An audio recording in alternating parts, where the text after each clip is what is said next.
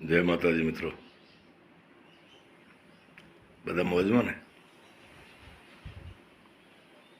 મિત્રો, આજે થોડીક જૂની વાતો કરવી,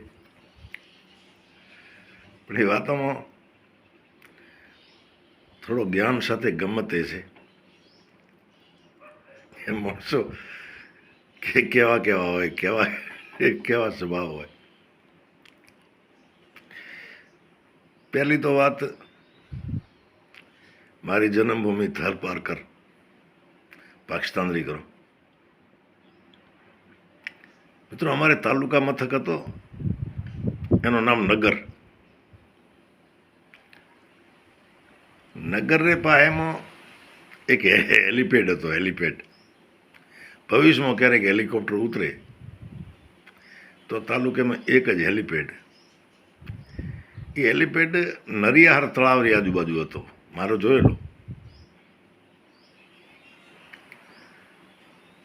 હવે એમાં ચારેકોર હિન્દુ વસ્તી. હિન્દુ વસ્તીમાં કોળી ઠાકોર, મેઘવાળ, ચારણ, રાજપૂત, માજીરાણા, બાકી સુતાર, લોહાર, બહુમતી હિન્દુઓ રહી. મુસલમાને ખરા. એમાં એક વખત કોઈ સચિવ હોય કે કોઈ મંત્રી હોય, મિનિસ્ટર, એ તાલુકેની વિઝિટમાં આવ્યા, હેલિકોપ્ટર લઈને આવ્યા. અગાઉથી પ્રોગ્રામ જાહેર થયો, તારીખ જાહેર થઈ, એટલે હેલિપેડનો વિસ્તાર સાફસૂફ કરવા માટે હિન્દુઓને બોલાવે. વેગાર, એને વેગાર કે. મેં જેવડા ઘણા હશે આવલ, અમારા એકોતેરિયા, એમને યાદ હશે કે વેગાર મેં લઈ જતા. વેગાર તે કોઈ ઈંધણે ચીરવું હોય, ખાટલા બનાવવા હોય તો ઉતાર જાય, કોઈ કોડે બનાવે, ધારિયા, કોદાળે, પાવડા, તો બિચારા લોહાર જાય. રસ્તા સાફસૂફ કરવા હોય, મેદાન બોરવા હોય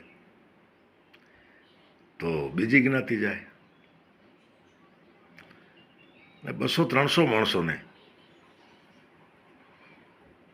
આ મેદાન, હેલિપેડનો વિસ્તાર સાફ કરવા માટે બોલાયા. અને આ બધી વ્યવસ્થા તાલુકા મથકમાં જે મામલાદાર હોય એ કરતા હોય, બાકી એક ફોજદાર હોય તાલુકામાં, એ કરતા હોય. જરા હિન્દુ બધાએ ગયા, પાણી છાંટ્યા, બોરહોર કર્યો, બધો તૈયાર કર્યો. બધાને એમ કહેવાય હેલિકોપ્ટર આવશે તો જોઈને જાઉં પછી. અને સમય પ્રમાણે હેલિકોપ્ટર આવ્યો, એમાંથી અધિકારી ઉતર્યા. આ જે સચિવ હતા એ ઉતર્યા, મંત્રી હતા કે જે હતા એ. ચારે બાજુ 200-300 માણસોને ઉભેલા જોયા. એટલે મામલાદારને પૂછ્યું કે બાબા ઈસ जेको हुजूम आहे केरु आहे, किथां खां आयो आहे? कીધું साईं ये वेगार में आया हुआ, इनमें हिंदू आहे सभु, कोली आहे, मेघवाड़ आहे, चारण आहे, ठकोर आहे, ॿियाप आहे. ही अवांजो जेको हेलीपेड आहे इन साफ़ सफ़ाई इन हिंदुअनि कई आहे. એટલે ઓને વીચારાને રહેમ આવી. એટલે એક માણસને 1-1 રૂપિયો એક ભેટ તરીકે આપ્યો, કારણ કે મોટો માણસ ને.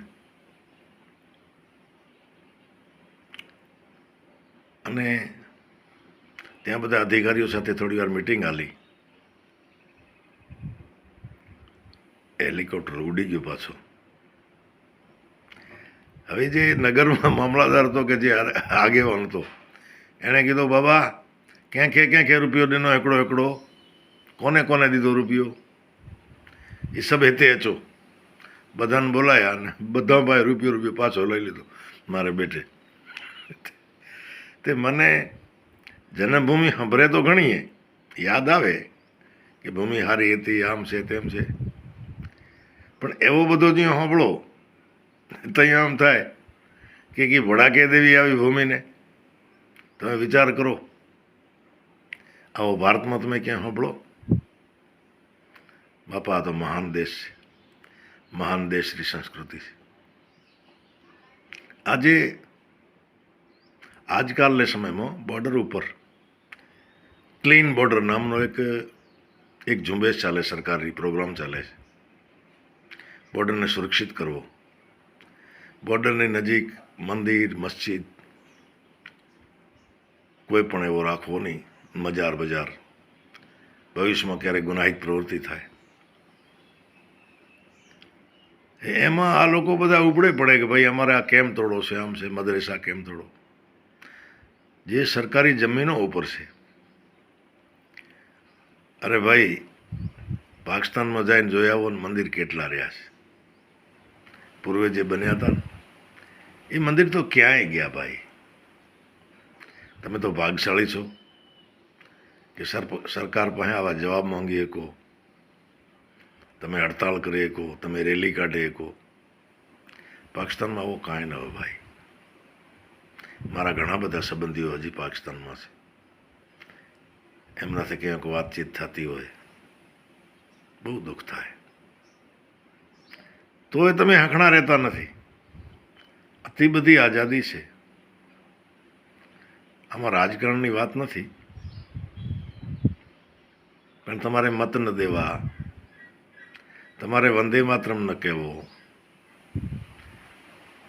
અમે તો કોઈ મુસલમાન ભાઈબંધ ભેગા થાય તો હું તો સલામ આલેકમ કહું એને. હું સનાતની છું, એનાથી કોઈ સનાતની મટી નથી જવાનો.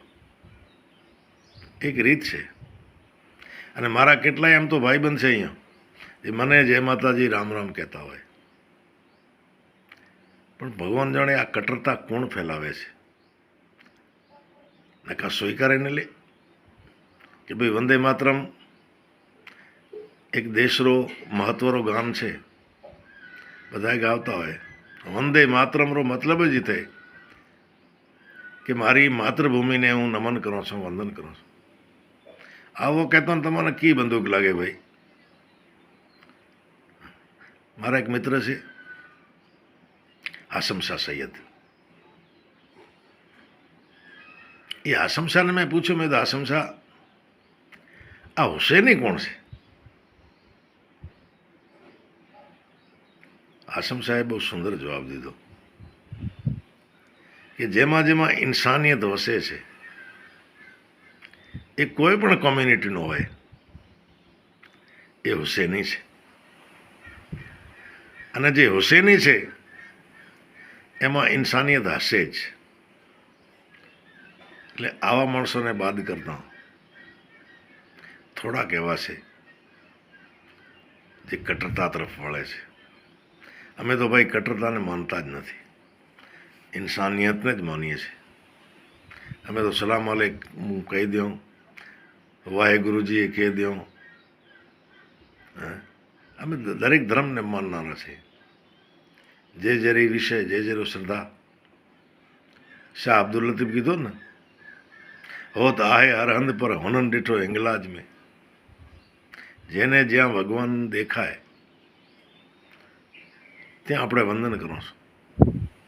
અમે તો રોડ ઉપર ક્યાંક હાલતા જતા હોઈએ કે વાહનમાં હો, મંદિર, મસ્જિદ, ગુરુદ્વારો દેખો તો મનોમન નમન કરીએ છીએ. મસ્જિદ છે એ પણ જેને એ લોકો અલ્લાહનું ઘર કહે છે, ઉપરવાળાનું ઘર, એને નમન કરવામાં વાંધો શું? અમે તો કરી લઈએ ભાઈ, કારણ કે અમે કટ્ટરવાદી નથી, ઇન્સાનિયતને માનનારા છે. અને મિત્રો, મારો તાલુકો એક એવો તાલુકો છે જ્યાં બને ત્યાં સુધી હજી સુધી કોઈ કોમી દંગલ થયો નથી. અમારા તો પોલીસ સ્ટેશનો છે ને એને FIRના પાના એમના એમ બુકો પડી છે. FIR બહુ ઓછી ફાટે, છાપામાં બહુ ઓછું ચડે. અમારો આખો તાલુકો. એટલે આપણે ઇન્સાનિયતને માનનારા છીએ. અમે તો હુસૈનને માનીએ, મોહમ્મદ સાહેબને માનીએ. કુરાન શરીફમાં જે સારા વાતો છે, આયાતો છે, એને માનીએ. હું તો ઘણી વખત હદીસ પણ વાંચું છું. જ્યાં જ્યાં ઇન્સાનિયત દેખાય આપણે એનું અનુસરણ કરતા હોઈએ, એમાં જરાય ખોટો નથી ભાઈ. નથી કીધું મંદિર ઢાધે મસ્જિદ ઢાધે. એક મુસલમાને જ સૂફીએ કીધું છે કે આ મંદિર મસ્જિદ આ પાડી જ નાખો, બાકી એને રાખો जिस दिल विच खुदा बसता है. માણસમાં ઈશ્વરને જુઓ, માણસમાં જ ખુદાને જુઓ. આ પથ્થરના ઢગલામાં શું દાટ્યો ભાઈ? કાંઈ નથી. કરવી ચોરીઓ અને પછી ઇબાદત કરવી, ખોટા ધંધા કરવા, મંદિરમાં ઘંટડે વગાડવી, આ યોગ્ય જ નથી. મંદિર મસ્જિદમાં એ જઈએ કે જે પાક હોય. અને આપણે કહેતા હોઈએ ને કે આટલો કરો એટલે ગુનાહ માફ. એ કાંઈ માફ થતા જ નથી. આપણે કોઈનો ખૂન કરીએ અને પછી તોબા કરો એટલે ગુનાહ માફ થઈ જાય? એની સજા થાય જ છે ભાઈ. કોઈના કહેવાથી ગુનાહ માફ થતા જ નથી. એ પછી ગંગાજી જાઓ, હિમાલય જાઓ, ગયાજી જાઓ, ચારધામની યાત્રા જાઓ કે પછી હજ જાઓ. બાબા બુલ્લે શાહ કીધું છે ને, મકે ગયા ગલ મુકદી નહીં, ભાવે 100 જુમે પડાઈએ. ગંગા ગયા ગલ મુકદી નહીં, ભાવે 100 ગોતે ખાઈએ. આ બે ધર્મોને કીધું છે. એટલે આપણે ગુનાહ કરી અને પછી જો આવો બધો કરીએ તો ભગવાન એવો નવરો નથી જે માફ કરી દે.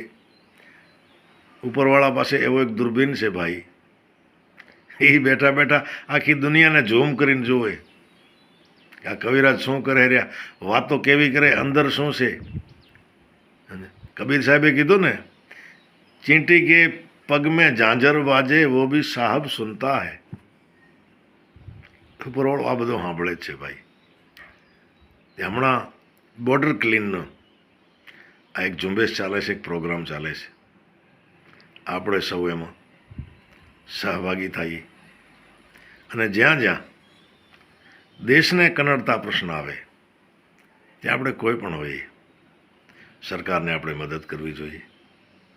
તો આજે નાનકડી વાત આપની સાથે શેર કરી, કેવી લાગી? કોમેન્ટ જરૂર કરજો. જય માતાજી, જય હો.